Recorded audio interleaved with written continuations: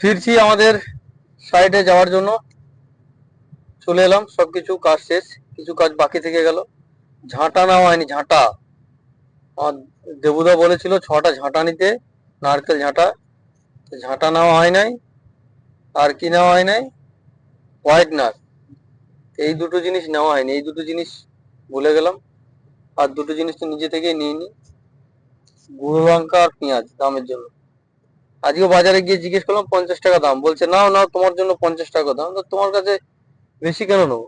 কি 50 টাকা করে নিলে আমি আমার বাড়ির কাছে নেবো, তোমার এখান থেকে 50 টাকা পেঁয়াজ আমি বয়ে নিয়ে যাবো? সেই জন্য আর নিইনি। যে বাজার হয়ে গেছে, এই যে বাজার এখানে রাখা, পেঁয়াজ, ডিম, লঙ্কা, সর্ষের তেল, সর্ষে। উফ, খুব জোর খিদেও পেয়ে গেছে।